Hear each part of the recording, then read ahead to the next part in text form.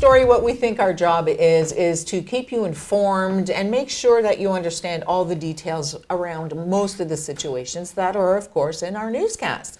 Today we're going to talk about the difference between the Humane Society, the SPCA, the OSPCA, and regulations and who can do what. And the expert always that joins us is Cindy Ross from the Humane Society in the Zoo. How are you? Good. No cat on your head today. I know. Awesome. Good for you. I feel like I'm missing something. It's like losing an earring, right? Yeah. Oh, no cat. Last Friday, Cindy was here and brought a cat up for adoption, and the cat got spooked a little bit and ended up on her head. And on my head. Cindy was just like, "Oh, you're good. You're fine. It's all good." So she knows about animals. So tell us the difference, first of all, about the differences between the Ontario SPCA and the Humane Society. Is there a difference? We are two completely separate organizations. The Ontario SPCA is our provincial animal welfare body. I get the confusion comes with because our legal name, Yes. we're commonly referred to as the Humane Society, but our legally registered name is the Sault Ste. Marie and District SPCA. Oh, so that's So confusing. it's very confusing. Yeah. And this kind of speaks to when you're looking at organizations that bear these names with the SPCA behind them. Yes. It speaks to the age of our organizations, because that is what we were called when we came into existence.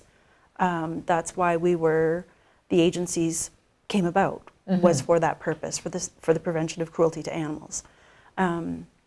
So a lot of us bear those initials behind our names. So a lot of times the O gets dropped off of OSPCA. Right. And if they do refer to us as the SPCA, it's like, okay, is it Sault Ste. Marie or is it Ontario? And who does what? Yes. And it's Totally super confusing. Yeah, super absolutely. confusing. And Was then there you ever a add- time when you were joined? We were an affiliate for a number of okay. years. Still an independent organization, though. We're our own independent registered charity and have been for coming close to 100 years. And Wow. in 2025, it'll be 100 years Oof. that we've been in existence in the Sioux, which is kind of impressive. It is. That we've been around that long. So we were at one time, but even at that, when we were, there's still a distinction between who does what. And I think the role that we're most commonly known for, aside from being the animal shelter for our community and outlying areas, is that we provide animal control services to the city of Sault Ste. Marie. And at one time we did, with that affiliation with the OSPCA, excuse me, we did enforce the OSPCA Act. We no longer, because we no longer have that affiliation, Right. we no longer do that. Like with all organizations, there's requirements for change as you grow and as sure. times change. Yeah. So the Ontario SPCA provides that service throughout the province. And they are the only organization tasked with that authority to prevention? enforce the OSPCA Act. That's what they enforce. Okay. And police officers as well can enforce that. We don't have that authority to enforce that piece of legislation. So we currently we enforce the local bylaws that are related to animals. So a Humane Society could change from community to community to community. Absolutely. There's no weird. Wow. You are not comparing apples to apples when you're talking about different humane societies and SPCAs. We all do different things. So you're more closely related to City Hall bylaws than you are to the provincial Yes. entity. Yes. That's And phenomenal. because it's not like living in Southern Ontario where your neighbor is just a few miles away. Right. We also assist a lot of smaller communities, outlying communities and townships with their animal issues and their animal control. They also have animal control issues in their communities, so we assist them. We assist First Nations with those issues because there isn't anybody else close by to help you with those things. And we are the only one with the facility. So what does OSPCA do then? Are they just They centered enforce. in Toronto and just stay? No, they have agents, I believe, still across the province. They have agents and inspectors who enforce the OSPCA Act. Okay. And I think where some of this came up was the most recent piece of news that came out about their legislation and the deeming their police powers, I think it was unconstitutional, their enforcement powers. I think that's where the discussion started from. Right. People are going, what's going on? Because Yeah. we've even had some city staff question, like, are we okay? Like, are you still able? And I said, absolutely. I said, it has nothing to do with us. It's the OSPCA Act that they're referring to, which is provincial legislation. So give us some of the specific issues that they're talking about, because if the city's coming to you and saying, are we good?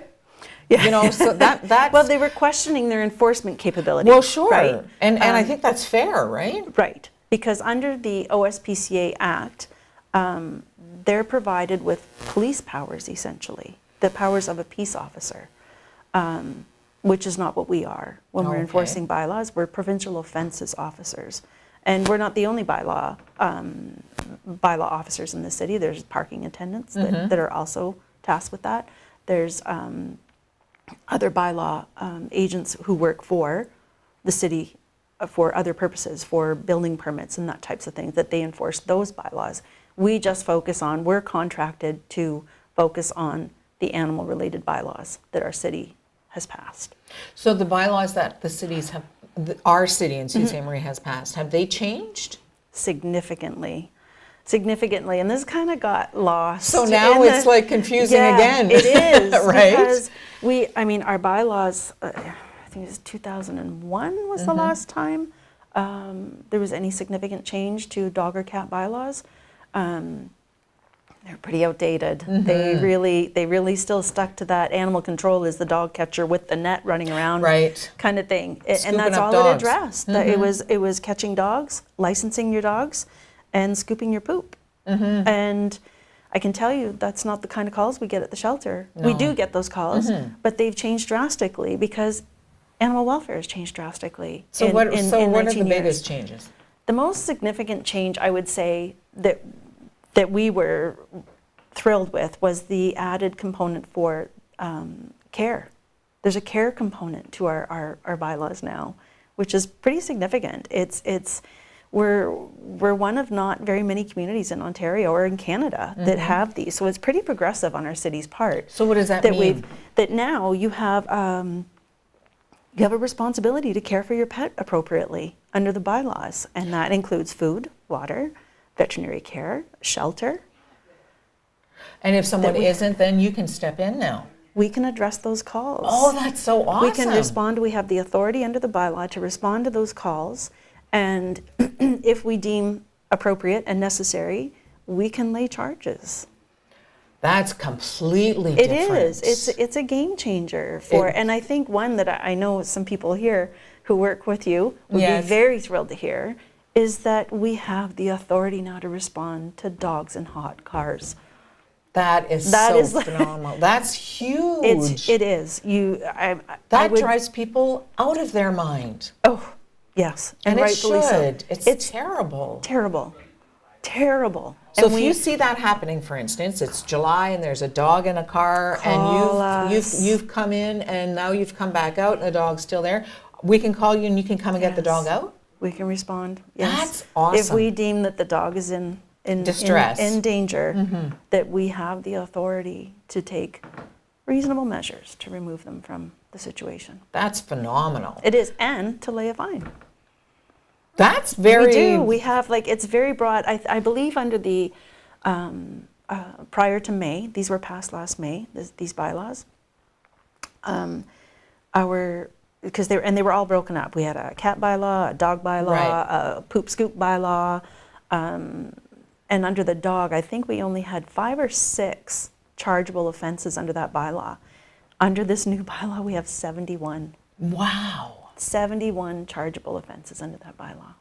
Such good news for the animals. It is, and there was another issue going on at the time that this bylaw was presented to council that kind of took the forefront with our local zoo, and it kind of got lost. Got lost and what a shame. Got lost. It did, because it's really... It's so progressive. And it's something that our cities should be super proud of, and our mayor, our councillors, the city staff who worked on it. We've been working on this since 2015. This is when this first came up. So it's pretty impressive for our city. They're taking a stand about the animals in our community. I can tell how much this means to you just by talking to you, because you get it. You know it firsthand. Well, been doing it for a while. Yeah. And these things do not come easy. Yeah, They don't. absolutely. They Did it don't. require extra training for yourself and your staff then? No, because we've been You've been doing it anyway. we've been trying to deal with these issues without any resources, like without Right. anything to back us up. So we're just thankful that they're finally here and we can more appropriately address those issues. And you have tools now We have tools. to protect the animals, and that's what's important. It's, yeah, so I, like, hats off to our city for doing this. Terrific. And I know at the time, 2015, when we were starting our research, I think there was only approximately 60% of the communities that had animal control bylaws had an animal care component in them. Wow. So we're one of those now. That's awesome. Yes. Good for us, right? Yes, I think so. Yeah, absolutely. I do. If you have any questions, can we call the Humane Absolutely. Society to take a look at Yes. the bylaws Yeah, and the regulations? They're on the city's website. Oh, they're on the as city's well. website Yep, too. they're on there, so Perfect. if you want to take a look at them and see all the good things that are in there, they're there to view. Terrific. Thank you so much for such a positive spin Well, on this thanks story. for having us. No problem at all. Yes. We'll see you or Laura tomorrow. Yes. Yes, Yeah. with a feline feathered friend or furry friend. Yeah, Something. something. With a Friday thing in it. Yeah. Thanks, Cindy. So good of you to come in. Thanks, Appreciate Luann. it. We'll take this break on Top Story. We'll be right back.